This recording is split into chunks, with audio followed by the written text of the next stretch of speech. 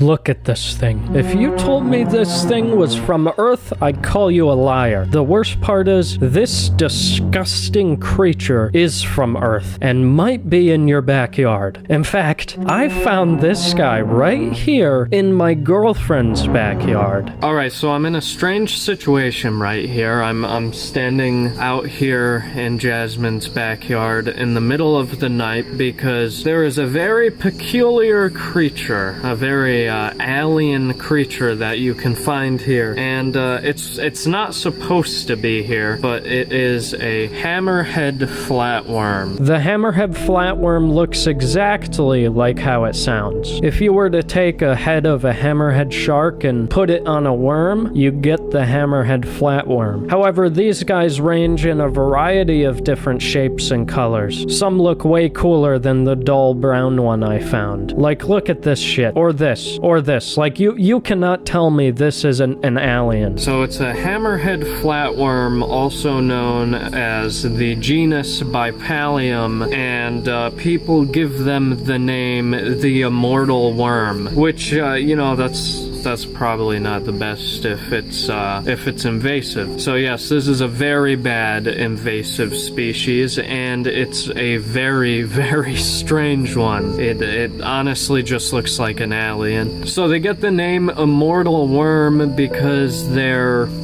almost impossible to kill. If you decide to cut one up or squish it or stuff like that, there's a good chance that it's going to multiply because they reproduce through fragmentation. So if I cut this guy up into 10 little pieces, it would become 10 new hammerhead worms. The hammerhead flatworm is an extremely invasive species. It is native to Southeast Asia, but can now be found on every continent besides Antarctica. Hammerhead worms are thought to have been introduced through the plant trade, so if you have a garden, there's a good chance you also have hammerhead worms. They prey on earthworms and slugs. I mean, it's elementary school science. We all know that earthworms are good for the soil. So yeah, they mainly feed on earthworms, and the way they do this is they wrap around them and they excrete these digestive enzymes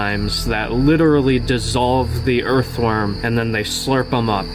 It's kind of disgusting, but I mean, it's very in character for these guys because they look very disgusting. I guess I should have mentioned this already, but the reason why I'm wearing gloves is because when I found this guy, I had to pick him up using gloves because they're actually, to add on to all this crazy shit about them, they are also poisonous. They excrete this toxic neurotoxin called a tetrodotoxin or something like that. It's the same poison that pufferfish use. Literally, this thing's an alien. I don't know how else to describe it. Other examples of animals with tetrodotoxin would be blue-ringed octopuses and red Fs. However, with the flatworms, apparently handling them without gloves could result in tingling or a rash. So I guess I wasn't being too careful. No eyes, none of that. The only way that it moves around in its environment is it has these chemoreceptors that it's able to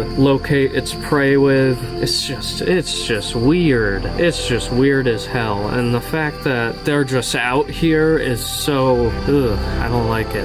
I don't like it. So, since this is an invasive species, you are supposed to kill them, and if you are wondering how to do that, right here, some salt. This is how you get rid of them. We got the salt here, and you literally...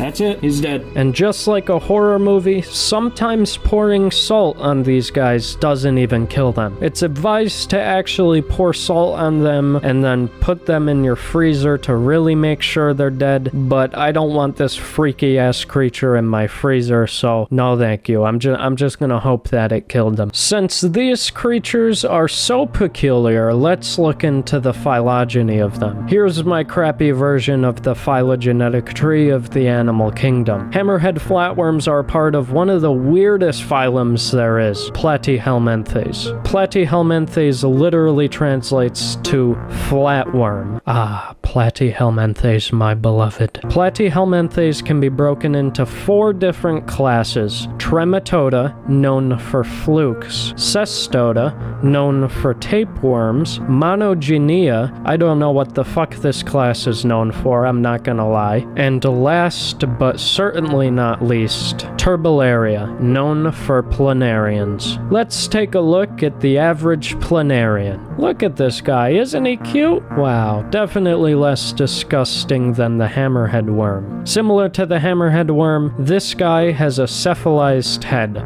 but it looks more like an arrowhead rather than a hammerhead. And these cartoonish looking eyes aren't actually eyes. They're ganglia, or groups of nerves that react to light. And this thing that looks like a dick, believe it or not, it's its mouth. More specifically called its pharynx. It has what is called a sac body plan. It really is impossible to avoid dick jokes with biology. This body plan means that it eats and shits out of the same hole. This same class, Turbellaria, which contains this planarian, also contains hammerhead flatworms. Order Trichlodida, family Geoplanidae, genus Bipalium.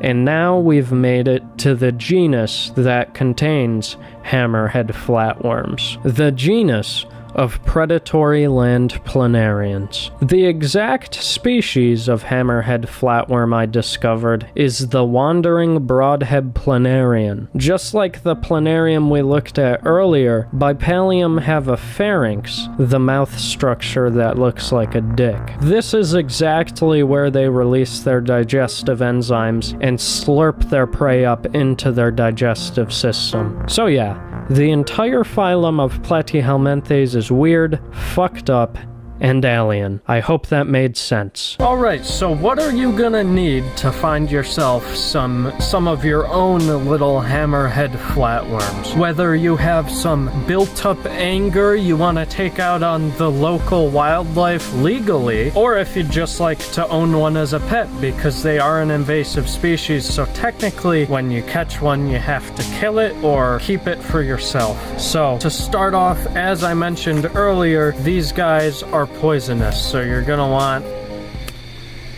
I was expecting it to do like the, you know, prostate exam, the cliche where the rubber snaps, but these are nitrile gloves because I can use them to handle amphibians. But really, with these guys, just get any types of gloves. You just don't want to touch them, you know? So yeah, first off, you're gonna want some gloves, so because, you know, like I said, they're poisonous. And the best time to find them, in my experience, is at nighttime, because when you think about it, if you ever take a walk at nighttime, you'll see, you know, worms popping out of the ground. And I mean, they get the name night crawlers for a reason, the big earthworms, because they come out at night. And you know, the predatory planarians themselves like to eat the worms, and the best time to do it is at nighttime when they're, you know, active. So the best time to look for them would be at nighttime. That's when I've had the best luck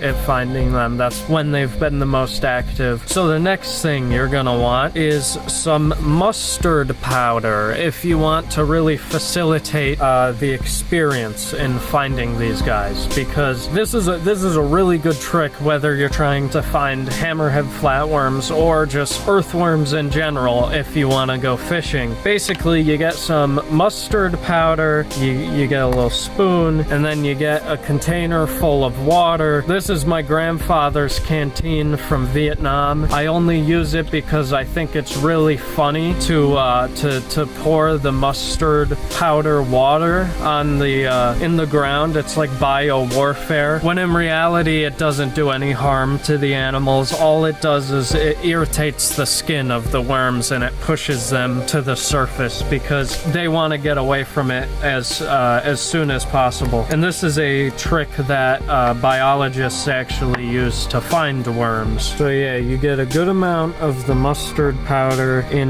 the the container. Then you shake it up, and then it is ready to go. And literally all you do is you find any habitat that earthworms would be in. You would assume you'd find them, and literally just dump this. And yeah, just like that, you'll start to see some soft-bodied critters emerging from the ground. Alright, yeah, that's about it. Fuck off.